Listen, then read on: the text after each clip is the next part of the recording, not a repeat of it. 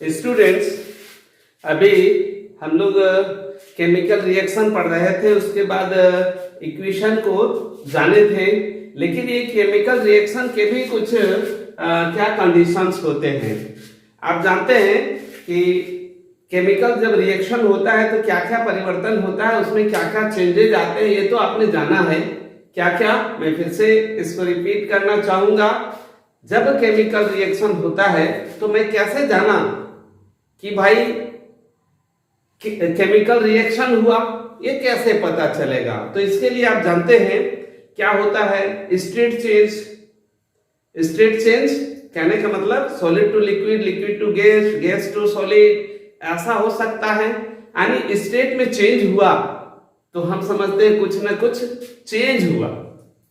तो ये हुआ कैसे, केमिकली क्या हुआ, नया यदि स्टेट बन रहा है तो वो तो फिजिकल में भी आपने देखा था। लेकिन केमिकली यदि चेंज होता है तो वो केमिकल चेंज में फिर क्या है, कलर चेंज होना, कलर भी चेंज होते हैं और बहुत सारे उनके प्रॉपर्टी चेंज होते हैं। इसकी चर्चा जो है हम लोग पहले पढ़ चुके हैं।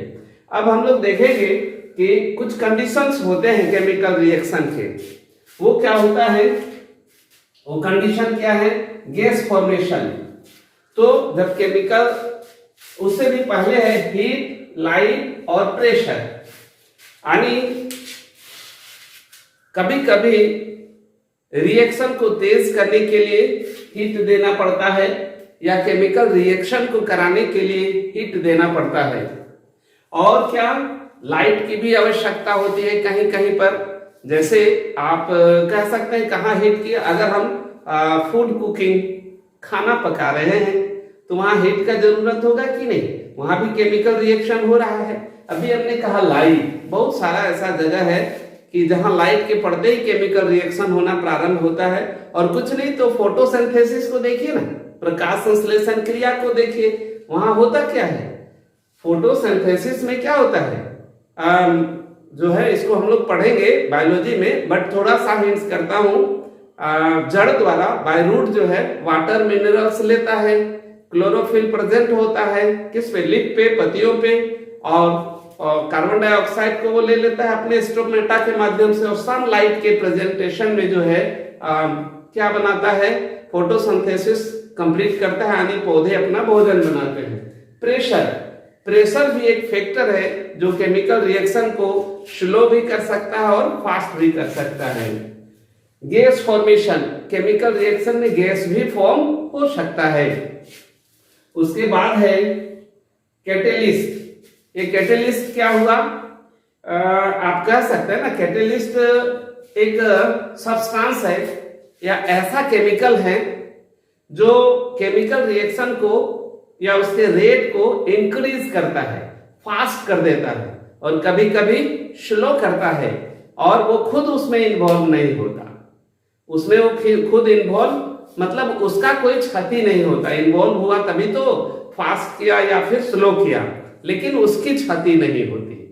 यानी मान लीजिए दो केमिकल ए बी रिएक्ट कर रहा है और उसमें काफी समय लगेगा, तो हम क्या करते हैं, मान लीजिए सपोज करिए कि सी, उसमें एक कैटेलिस्ट डाल दिए तो हमारा जो केमिकल रिएक्शन है फास्ट हो गया। जो मान लीजिए आधा घंटा में, 1 घंटा में होने वाला था, तो देखें यूं 10 मिनट में कंप्लीट कर दिया।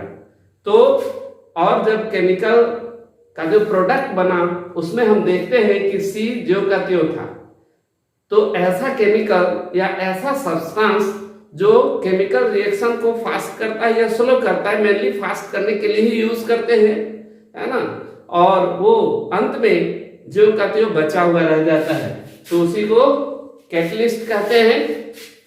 और है प्रेसिपिटेट। ये प्रेसिपिटेट क्या है, प्रेसिपिटेट आप कह सकते हैं जब कोई केमिकल रिएक्ट होता है तो रिएक्शन के बाद आप देखते हैं कि नीचे जो है कुछ बच जाता है। जो नीचे बचता है ना, उस सॉलिड मेनली बचता है, तो उसी को क्या कहते हैं, प्रेसिपिटेट कहते हैं। यानी अवशेष या अवक्षेप बनता है। फिजिकल स्टेट के बारे में तो आप जानते हैं, उसका फिजिकल स्टेट चेंज होता है। स्टूडेंट्स, इसके बाद जो आपका एनसीईआरटी बुक कहता है उसके अकॉर्डिंग हमारा आता है बैलेंस शीट। बैलेंस शीट को हम ले रहे हैं लेकिन थोड़ा शॉर्ट तरीके से ले रहे हैं, हमको चैप्टर पूरा कंप्लीट करना है। कई एक वीडियो ना बनाकर, वीडियो इधर उधर ना हो, एक ही वीडियो में कंप्लीट कर रहा हूं, लेकिन बैलेंस शीट जो अभी कंप्लीट हो जाएगा आपका कॉन्सेप्ट क्लियर होगा। देखिए बैलेंस शीट कैसे करते हैं। हमने कहा था ना कि जब तक बैलेंस नहीं होगा वो रियल में इक्वेशन कंप्लीट इक्वेशन नहीं माना जाता है, अनबैलेंस्ड इक्वेशन ही हो जाता है। तो चलिए बैलेंस देखते हैं। यहां लिखा है Fe प्लस H2O, यानी आयरन जो है H2O यानी वाटर के प्रेजेंट में जो है Fe3O4 और H2 बनाता है। स्टूडेंट्स एक बात मैं यहाँ कहूं, ये सारा जो प्रोसेस होगा ना ऑक्सीजन के प्रेजेंस में होना चाहिए, ठीक है। ऑक्सीजन मान लिया जाए एक आध जो है एक्सपेरिमेंट आप देखेंगे, एक्टिविटी देखेंगे, यदि आयरन को पूरी तरह से वाटर में अंडर वाटर कर दे तो ये जो प्रोसेस होगा थोड़ा या तो नहीं होगा या बहुत काफी स्लो होगा। तो जब भी ये होगा तो ऑक्सीजन के प्रेजेंस में ऑक्सीजन उपस्थित होना चाहिए, ऑक्सीजन के प्रेजेंस में होगा। तो खैर जो भी हो, इसको इक्वेशन में ना लिखकर अभी हम लोग बैलेंस ही पढ़ रहे हैं। तो उसके जो है प्रेजेंस में ये क्या बनाता है, फेरिक ऑक्साइड बनाता है और हाइड्रोजन गैस फॉर्म करता है, ठीक है स्टूडेंट्स। तो आप देख रहे हैं यहाँ पर क्या है, ये अनबैलेंस है। अनबैलेंस को बैलेंस कैसे करते हैं, पहले दोनों साइड को हम निरीक्षण करते हैं, उसमें से ढूंढते हैं कि इसकी संख्या सबसे ज्यादा है, उसको पहले बैलेंस करेंगे।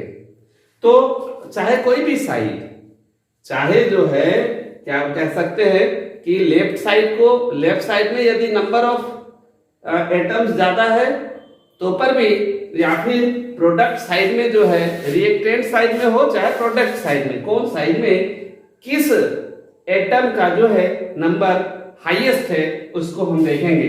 तो हम यहां जब कंपेयर करते हैं तो क्या देखते हैं, ऑक्सीजन का नंबर जो है ज्यादा है, ठीक है।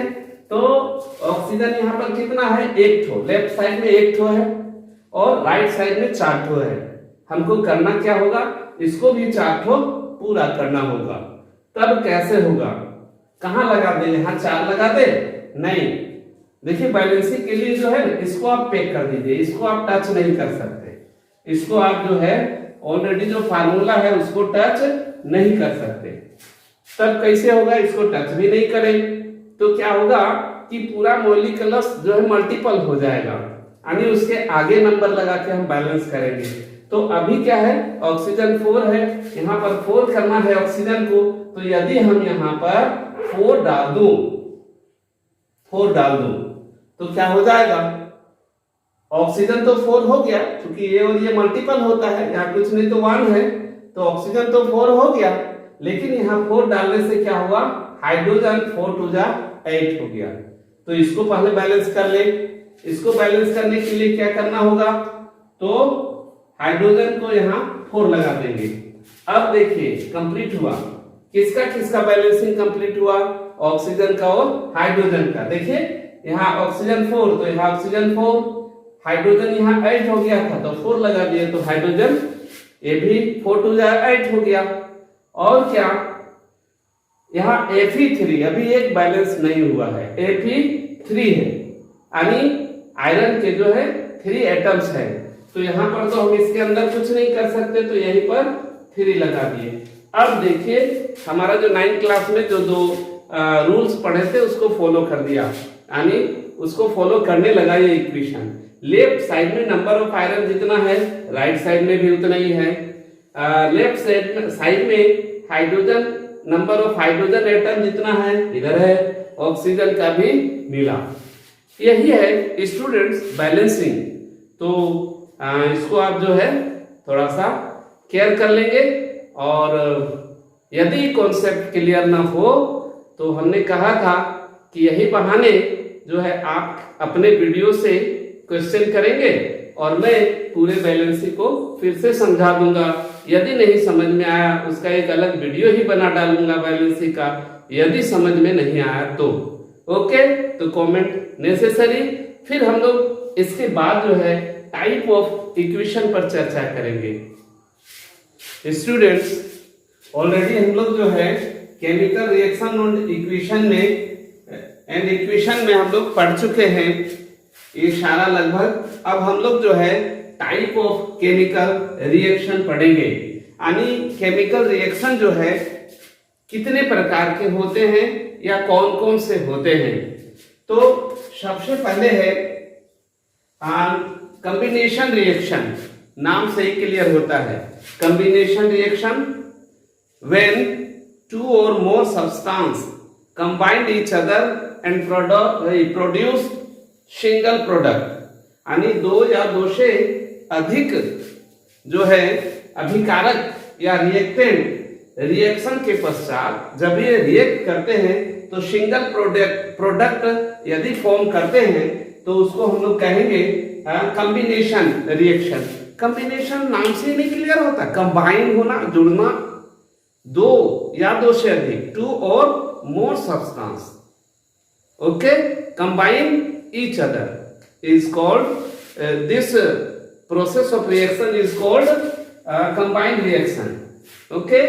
फॉर एग्जाम्पल आप देख रहे हैं CaO कंबाइन हो रहा है किसके साथ, H2O के साथ। यहां पर क्या है, दो रिएक्टेंट है और एक प्रोडक्ट बना रहा है CaOH2, यानी यहां पर 2 था, यहां मोर देन 2 भी हो सकता है, बट मेनली 2 और मोर हम कह रहे हैं, यानी दो या दो से अधिक रिएक्टेंट मिलकर सिंगल प्रोडक्ट बनाता है, तो इसको हम लोग कॉम्बिनेशन रिएक्शन कहते हैं। स्टूडेंट्स, इसमें आप देख रहे हैं कि हीट प्रोड्यूस हो रहा है, तो ऐसा रिएक्शन, ऐसा केमिकल रिएक्शन जिसमें हीट प्रोड्यूस होता है उसको हम लोग क्या कहते हैं, एंडोथर्मिक। चूंकि इसको भी हम साथ में डिफाइन करना चाहेंगे। एंडोथर्मिक, थर्मो से तात्पर्य तो आप समझ रहे हैं, कहीं ना कहीं हीट से है। एंडोथर्मिक यानी उसमें जो है हीट बन रहा है, प्रोड्यूस हो रहा है, तो इसको हम लोग कहेंगे एंडोथर्मिक। एक आध और एग्जांपल, जैसे मान लिया जाए हम लेते हैं C+O2 इज इक्वल टू, आप जानते हैं CO2, और यहां पर भी क्या होता है, हीट बनता है ना।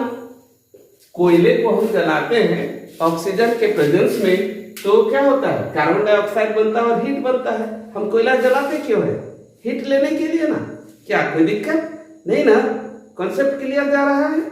तो C+O2 यानी कार्बन को ऑक्सीजन के प्रेजेंस में जब हम रिएक्ट कराते हैं तो कार्बन डाइऑक्साइड गैस फॉर्म करता है और हीट भी प्रोड्यूस करता है। तो this type of reaction is called endothermic reaction. Endothermic, जिसको हिंदी में कहते हैं क्या कह सकते हैं, उष्माक्षेपी अभिक्रिया। उष्माक्षेपी यानी उष्मा उत्पन्न करता है, ठीक है। मेनली जो है कॉम्बिनेशन रिएक्शन में ही अधिकांशतः जो हीट प्रोड्यूस होता है।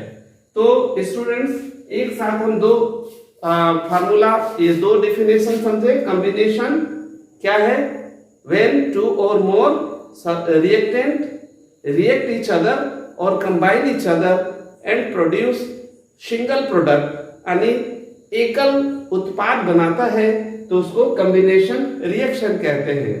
But in this reaction produce heat, so this reaction is called endothermic reaction, okay. कहीं कोई समस्या नहीं, क्योंकि मेनली कॉम्बिनेशन में ज्यादा ऐसा देखा जाता है कि कॉम्बिनेशन में हीट प्रोड्यूस होता है, इसलिए हम इसको एक साथ लिए। दूसरा है डीकंपोजिशन रिएक्शन। डीकंपोजिशन रिएक्शन ये क्या है, उसी का ठीक उल्टा। हमने क्या कहा था कि टू और मोर सब्सटेंस रिएक्ट और combine each other and produce single product. Same इसमें है, डीकंपोजिशन में क्या होता है कि सिंगल रिएक्टेंट एक ही पदार्थ है, एक ही सब्सटेंस है, और केमिकली रिएक्शन के बाद टू और मोर प्रोडक्ट देता है, दो या दो से अधिक उत्पाद देता है, तो उसको हम क्या कहेंगे, डीकंपोजिशन रिएक्शन, ओके स्टूडेंट्स, जैसे यहाँ CaCO3 में हीट दिए और बना क्या, CaO और CO2। ये समझ ही रहे क्या है, पत्थर चूना है।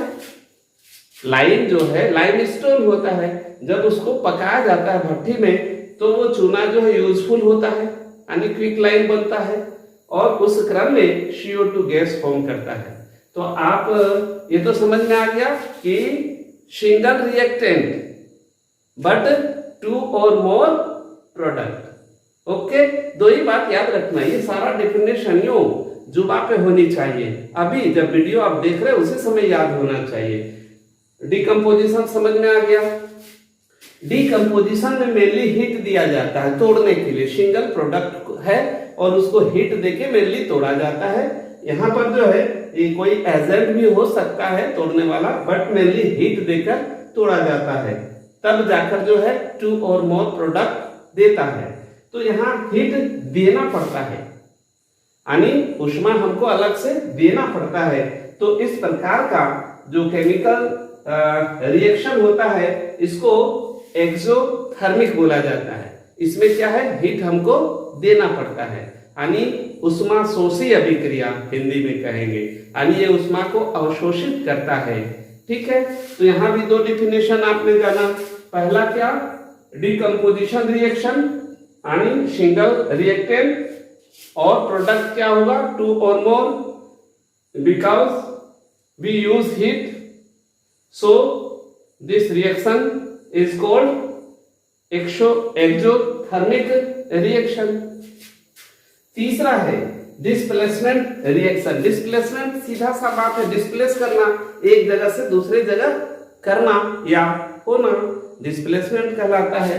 तो ठीक उसी से बना है डिस्प्लेसमेंट रिएक्शन।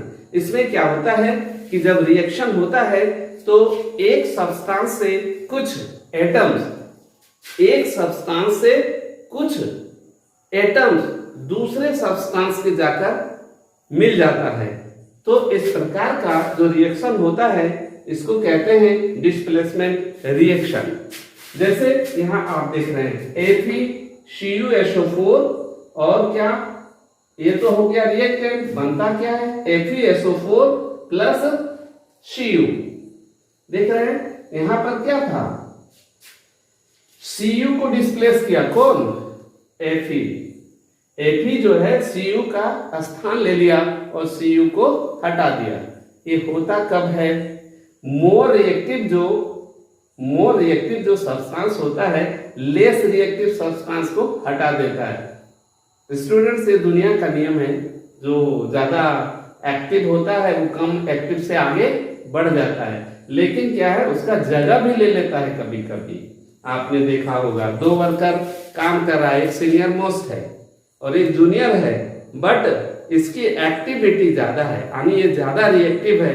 तो आप देखेंगे कुछ समय बाद उसका पोजीशन को वो ले लेगा और वो रिजेक्ट हो जाएगा, क्योंकि वो कम रिएक्टेंट है, वो कम काम कर रहा है, काम करने की क्षमता नहीं है। ठीक उसी प्रकार जो मोर रिएक्टिव होता है, जो ज्यादा रिएक्टिव होता है, वो लेस रिएक्टिव को डिस्प्लेस कर देता है, हटा देता है।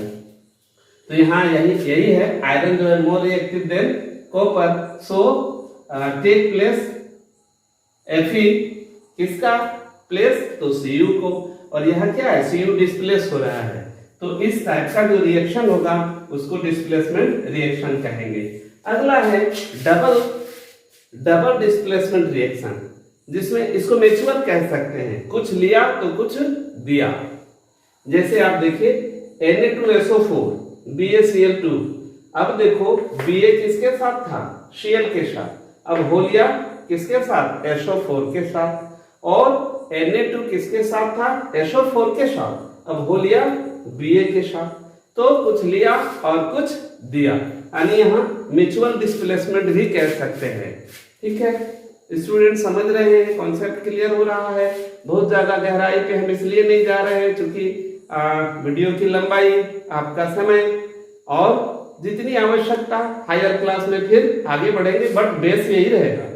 अगर बेस खराब हो गया तो आगे कैसे बढ़ेंगे, इसलिए यह कॉन्सेप्ट क्लियर होनी चाहिए। अगला है ऑक्सीडेशन एंड रिडक्शन। ये बड़ा ही इंपॉर्टेंट है एग्जाम, पॉइंट ऑफ एग्जाम के व्यू से। ऑक्सीडेशन एंड रिडक्शन, स्टूडेंट्स थोड़ा सा इसको हम और डिटेल जानना चाहेंगे।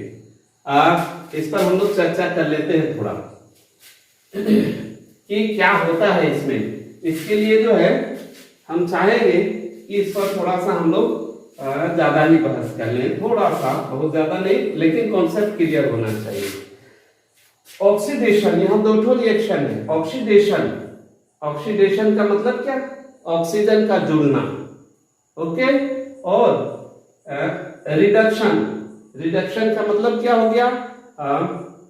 ऑक्सीजन का हटना, इसको कहते हैं रिडक्शन। यानी हिंदी में इसको कहते हैं ऑक्सीकरण और अवकरण, ऑक्सीकरण अभिक्रिया और अवकरण। ऑक्सीजन का जुड़ना, ऑक्सीजन जब जुड़ता है तो वहां पर क्या होता है? ऑक्सीडेशन। इसको हम ऐसे समझ सकते हैं, मान लिया जाए हम ये दो फैक्टर लेते हैं, ये है ऑक्सीडेशन, और भी इसमें कुछ फैक्टर काम करता है, इसीलिए हम इसको समझाना चाहेंगे। ऑक्सीडेशन और एक है, चूंकि एक दूसरे का विपरीत है, अगला है रिडक्शन।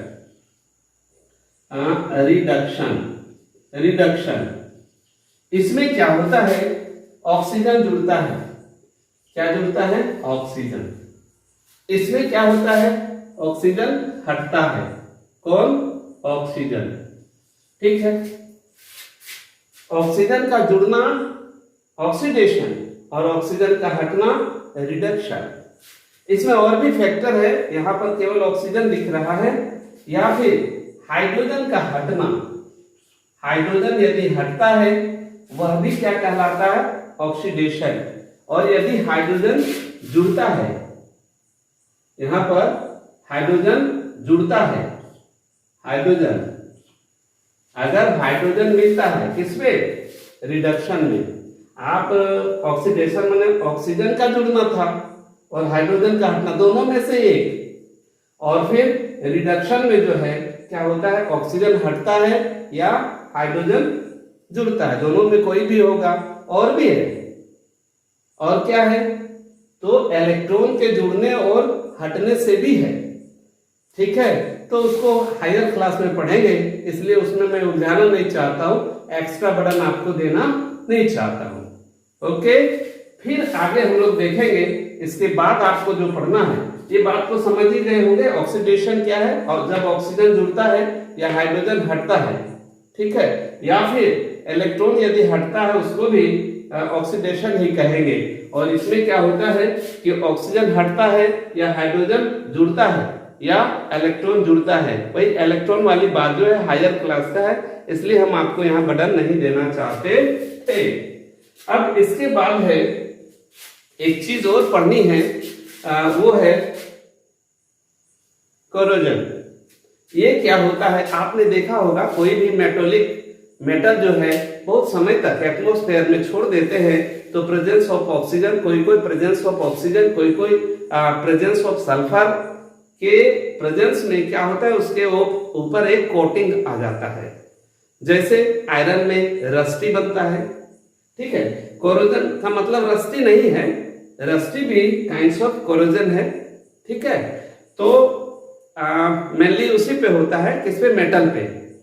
यदि मेटल के ऊपर जो एक लेयर बन जाता है, ऐसा आपका सिल्वर में भी होता है, ठीक है। सिल्वर यानी चांदी में भी काला परत जम जाता है ना, यदि वो सल्फर के संपर्क में आता है, एटमॉस्फेयर में यदि सल्फर है तो उससे क्या कहते हैं, केमिकली रिएक्शन करके वो क्या हो जाता है, एक लेयर बनाता है काला काला, तो उसको भी हम कोरोजन कहेंगे।